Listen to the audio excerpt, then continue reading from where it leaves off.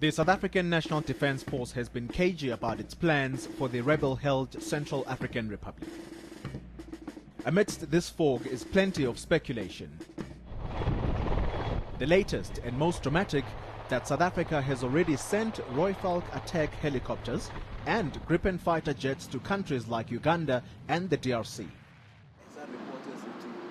The SANDF won't confirm, but it has been making plans.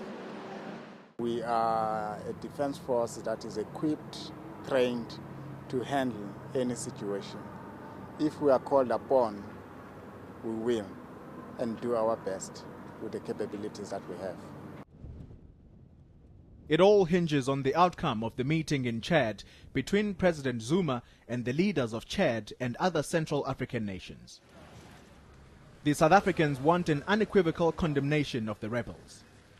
The response of the region has to say a very powerful, or send out a very powerful message that this Africa that is rising will not tolerate the days of coup d'etats, the days of people taking up arms and deposing elected leaders and taking over governments through the use of force. If South Africa gets what it wants, it would almost certainly mean some military action to depose the rebels, either alone or with other nations. But one military expert says South Africa does not have the manpower to sustain a prolonged deployment in the CAR. It can go in there for short, sharp action, perhaps kick the rebels out or block their access to support from Sudan or Chad, wherever they're getting it. That it can do.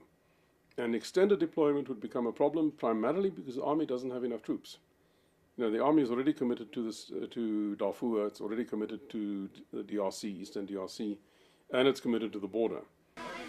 Some Africa watchers argue that South Africa can't simply stand by and watch its army ousted by a rebel force. If it does, South African peacekeeping missions all over the continent would then become vulnerable. The stakes are very high indeed. Pretoria.